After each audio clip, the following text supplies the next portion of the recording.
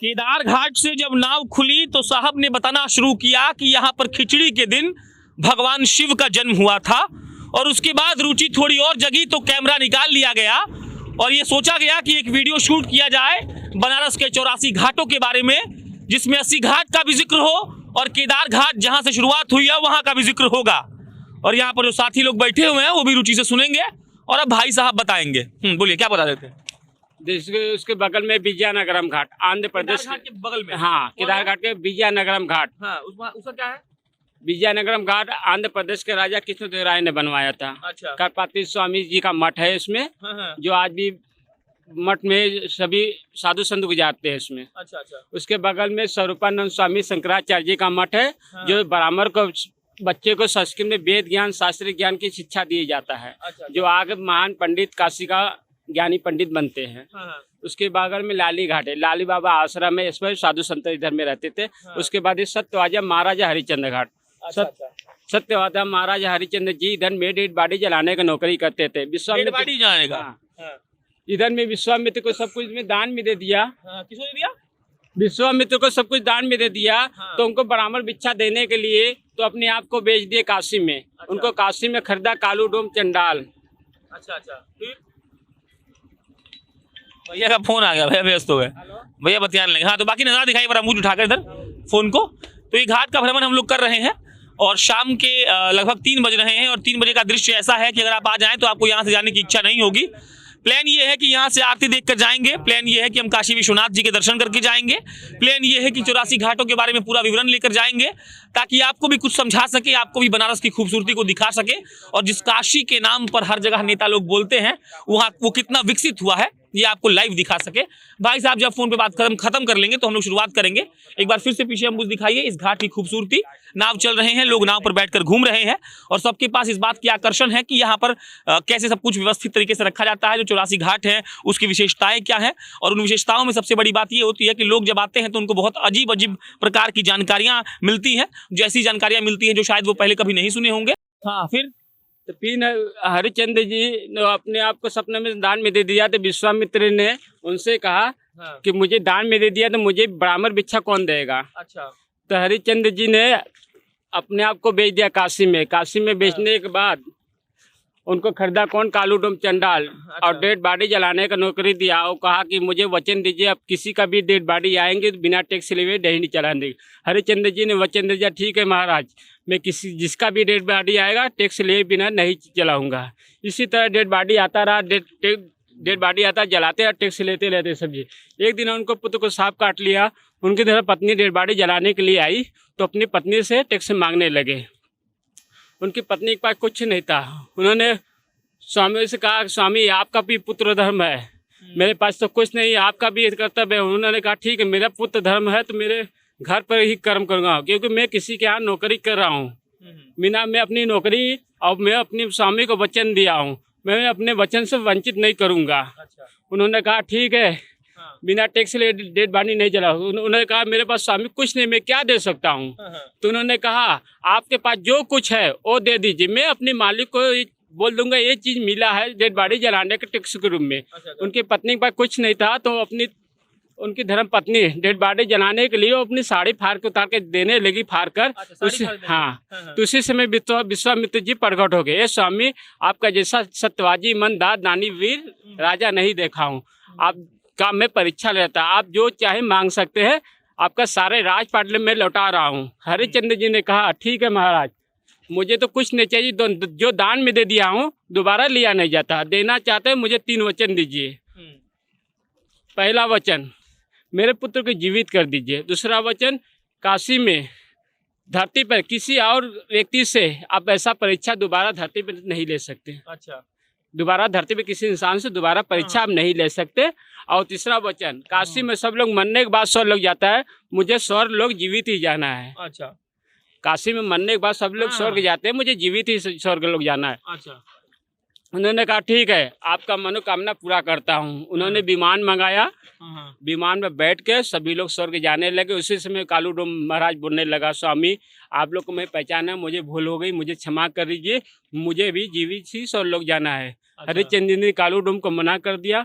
ये तो हमारा कर्तव्य जो भी है, मैं आपको नहीं ले जा सकता। अच्छा अच्छा। तो उसी समय रथ उड़ने लगा और कालू डोम रथ का पीछे से पकड़ के वो भी चला गया।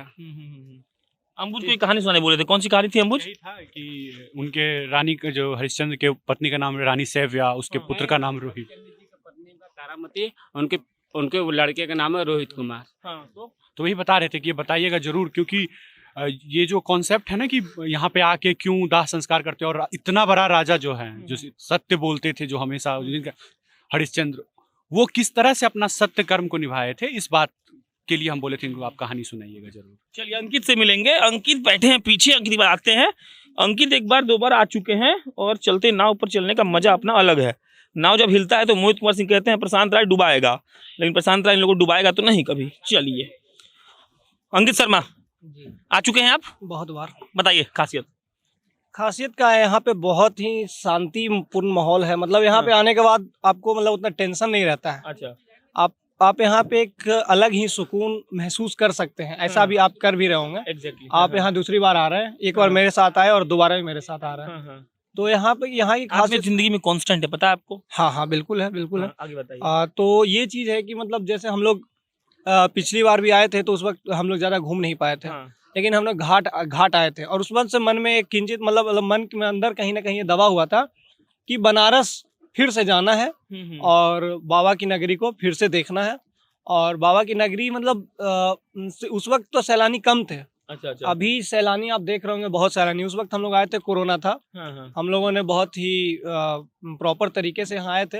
लेकिन यहाँ आने का मतलब ये एक चीज़ होता है कि यहाँ का शांति, यहाँ के उड़ते हुए चिड़िया, यहाँ पे मतलब ये मौसम और ये दोपहर में भी मतलब ये सुकून दे है। मतलब अच्छा। यहाँ पे आने से शांति मिलता है, मन की बेचैनी को शांति मिलता है।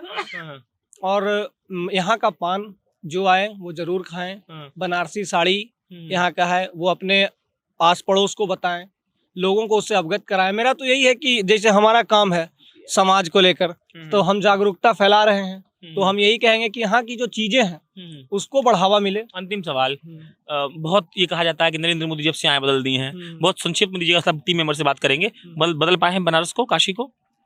देखिए मतलब पत्रकार के हैसियत से ना हम किसी का तारीफ कर सकते हैं, ना किसी की बुराई करना चाहते हैं। लेकिन एक चीज है कि नरेंद्र मोदी के आने के बाद माहौल थोड़ा पॉजिटिव हुआ है और पहचान बढ़ा है थोड़ा। हाँ, काशी टू क्वेटो बहुत बड़ी बात है। और दिया गया है शिंजो आबे को इस बार पद्म पुरस्कार, तो उसमें कहीं ना कहीं इस प्रोजेक्ट का हाथ है। मतलब इस प्रोजेक्ट को कहीं ना कहीं से देखा गया है। तो सफाई भी, और जहाँ तक सफाई हुआ है, मतलब पहले हम आते थे, पहले घाट उठ का मतलब कोई वैसा नहीं था, उसको पूरे तरीके से जीर्णोद्धार करने की कोशिश की जा रही है। अच्छा। और ये एक बहुत ही अच्छी बात है। मतलब नमामि गंगे जो डेडलाइन था उसमें पूरा नहीं हुआ, लेकिन सुकून ये है कि वो धीरे धीरे हो रहा है और ये हो जाएगा। बहुत ही बढ़िया है और सुखद है। बाकी देखिए, उम्मीदें हैं, उम्मीदें तो कभी खत्म नहीं होंगी। प्रधानमंत्री हैं हमारे, तो उनसे रोज हम उम्मीद करेंगे। हम तो कहेंगे कि क्वेटो कहे कि हम बने बनारस, ये चाहत है हमारी। अभी हम क्रॉस कर रहे हैं दिगपतिया घाट। सृष्टि, कैसा लग रहा है घूम के? बहुत अच्छा लग रहा है और थोड़ा डर भी लग रहा है। कौन बात कर? हाँ। मोहित कुमार सिंह स्पेशल हैं इसीलिए क्योंकि बॉर्डर को बार्डर कहते हैं और मॉल को माल कहते हैं, हेलीकॉप्टर को हेलीकॉप्टर। और कहते हैं पूर्वांचल में जो हमारी एंट्री हुई तो मोहित कुमार सिंह ने कहा था कि प्रशांत भैया अब हम यहाँ पे नॉर्मल है। अब आप लोग अगर बॉर्डर को बॉर्डर बोलिएगा तो लोग बोलेगा कि कहीं और से आया है। यहाँ बॉर्डर को बार्डर ही कहा जाता है और बहुत गर्व से कहते हैं इट्स नॉट कॉफी, इट्स काफी। कैसा लगता है जी पूर्वांचल में आके? अरे पूर्वांचल का बात ही अलग है ना। अब जहाँ माँ गंगा है, जहाँ से बागी बलिया है, जहाँ बनारस है, जहाँ भगवान गोरक्षनाथ का पावन भूमि है, तो उस पूर्वांचल की बात ही अलग है। अच्छा। और जहाँ तक बनारस की बात है तो हम आपको एक चीज बताते हैं। भोजपुरी में एक संगीत का फॉर्मेट होता है बिरहा। काशी पर ऐसा जो अभी कहानी सुना रहे थे कि त्रिशूल पे काशी टिका हुआ है, तो मंदिर तिरछा है इसका, बहुत बिरहा है इसका। आप कभी यूट्यूब पर सर्च कीजिएगा तो काशी के इतिहास को लेके मतलब ये लोग जैसे नहीं सुना हम नहीं पाएंगे, मतलब हम बता देते हम नहीं, एको लाइन हम सुना नहीं पाएंगे। एगो जैसे है कि काशी नरेश के 3 प्रश्न, इस टाइप के एगो बिरहा है। एगो बिरहा है कि आखिर काशी मतलब झुकी क्यों? चश्मा लगा के बोलिए ना, लगाइए चश्मा लगाइए। हाँ अब बोलिए। तो एक वो है कि मतलब काशी झुकी क्यों, इस तरह का बिरहा है। तो इसमें जब आप सुनेंगे तो ये सब जो कहानी है उसको गा के जो गायक है उसमें प्रस्तुत करते हैं गायकी के माध्यम से कि ऐसा ऐसा हुआ था, कहानी था। तो हमें बड़ा अच्छा लगता था ये चीज। पत्रकार बनकर, वीडियो बनाकर, गालियां सुनकर, बिहार को देखकर अब बनारस कैसे देख पा रहे हैं आप? कौन सी नजरें देख पा रही हैं आप? मतलब आपकी कौन सी नजरें देख रही है बनारस को? पता है, बनारस को कोई शहर कहता है तो हमें बड़ा दुख होता है। बनारस कोई शहर है ही नहीं। बनारस आज भी मतलब एक गांव है जहां आज भी चाचा, मतलब हम नहीं देख पाते हैं लखनऊ में कि कोई बाबा हो वो गंजी पहन के, धोती पहन के अपने मुहल्ला में से निकल के चौराहा पर जाके इस चाय पर चर्चा कर रहे हो। लेकिन बनारस में इतना वक्त है यार यहाँ पे आके। लोग कहते क्या कि सुकून क्या होता है, मतलब ये चीजें सच में कुछ लोग नहीं मानते होंगे कि क्या नदी किनारे क्या सुकून होता है, नहीं होता है। लेकिन हर इंसान सुकून ढूंढता है और वो चीज आप फील कर सकते हैं यहाँ पे बैठने के बाद। नदी किनारे के सुकून से भागलपुर याद आया? बिल्कुल। क्या करते हैं वहां जाके शाम में आप? हर शाम गंगा किनारे बैठते हैं, गंगा आरती देखते हैं। छोटा आरती होता है लेकिन सुकून अलग ही होता है, और वही वाला सुकून हमको यहाँ मिल रहा है। और सिगरेट भी पीते हैं? नहीं। सौम्य राठी, कैसा अनुभव है? बहुत ही, जैसा सब कह रहे हैं, सुकून भरा। हाँ। यहाँ आने से पहले, मतलब मेरी बनारस की पहली ट्रिप है, लेकिन आने के पहले आप सबकी कितनी कविताएं सुनी है, बनारस की घाट, बनारस की चाट, बनारस की गलियां, यहाँ के गाने। तो मेरे मन में एक बहुत वो सवाल था कि ऐसा क्या है बनारस में कि एक बार जाने के बाद लोग दीवाने हो जाते हैं। जब हम वो साड़ी वाली वीडियो बना रहे थे और वहाँ की गलियों में चलना स्टार्ट किया, सब कुछ सच में एक अलग सा सुकून है यहाँ की हवा में। सिर्फ ये नदी की बात नहीं है, पूरे बनारस में कुछ ऐसा भी। हम लोग यहाँ बैठे हैं, सुबह से हम लोग इतने हौच पौच में थे कि लेट हो रहा है, ये नहीं कर पाएंगे, वो नहीं कर पाएंगे, एंड सडनली हम लोग सब यहाँ हैं एंड लगता है कि इतना सुकून पता नहीं लास्ट टाइम कब फील किया। शांभवी शर्मा, बनारस पहली बार, हाँ, कैसा लग रहा है? बहुत अच्छा लग रहा है मुझे। और घुसने से पहले नाम डर लग रहा था ना? कितना डर? मुझे लग रहा था मैं डूब जाऊंगी तो फिर क्या। वीडियो की चहचहाट, जो चहचहाने की आवाज आ रही है, या फिर जिस शांति से आप गुजर रही हैं, कैसा लगता है? बहुत अच्छा लग रहा है। इनफैक्ट जो डर मुझे उस वक्त घुसने के पहले लग रहा था, उस वक्त लग रहा था, वो सब अभी जा चुका है। ऐसा लग रहा है बस ये चलते ही रहे, हम इधर ही बैठे रहे। और मुंबई में बीचेस बहुत होते हैं, गोवा भी गई हूँ मैं, वहाँ पे शांति मिलती थी, पर जैसे कि इसने कहा सुकून, ये अलग अलग किस्म का सुकून है। कि बनारस में भक्ति भी है और मुक्ति भी है, तो यहाँ पे सब कुछ है। वरुण झा बच गए हैं। आइए वरुण झा, हम आऊं? चलिए हम ही आते हैं वरुण झा के पास। जहाँ जी को साड़ी वाले में छोड़ दिए थे, जहाँ जी खिसिया गए होंगे। कैसन लागत बा हो? बढ़िया। आए हाय, मतलब कहे तो झकास, फर्स्ट क्लास, बिंदास। ये बताइए, बनारस आकर क्या क्या देखे घाट के अलावा? देखिए, घाट के अलावा यहाँ की संस्कृति, यहाँ के लोग, यहाँ के जो बोल भाषा है, संस्कृति है, वो मुझे बहुत अच्छा लगा है यहाँ पे। और वाकई में जो मोदी जी ने काम किया है यहाँ पे, वो काबिले तारीफ है। जिस तरह से मोदी जी को जाना जाता है वाराणसी के लिए, उनका अपना क्षेत्र है, मुझे देखकर यहाँ कामों को देखकर बहुत अच्छा लग रहा है। चलिए, घंटी की आवाज आ रही है, प्रणाम कर रहे हैं, वीडियो खत्म कर रहे हैं। अंकित शर्मा अपने हाथ में कैमरा ले चुके हैं, लेकिन क्रेडिट फ्री वरुण झा को जाएगा क्योंकि ज़्यादा देर वो पकड़े थे। दिखा दीजिए अंकित जी पीछे एक बार घुमाकर, जहाँ से घंटी की आवाज़ आ रही है, ताकि लोग इसको देख लें। ये वही बनारस है जिसका जिक्र बड़े बड़े नेताओं के भाषणों में होता है। थोड़ा सा श्रेय नरेंद्र मोदी को जाता है काशी को मशहूर करने के लिए। बाकी काशी अपने आप में काशी है, काशी को किसी की ज़रूरत नहीं है कि कोई उसे मशहूर करे। लेकिन हाँ, यहाँ मुक्ति भी है, यहाँ भक्ति भी है। और शांभवी ने जैसे कहा कि मुंबई में शांति थी, यहाँ सुकून है। मेरा नाम प्रशांत राय है, कैमरे के पीछे वरुण झा बैठे हुए हैं। आप जनता जंक्शन देख रहे थे। बहुत बहुत धन्यवाद।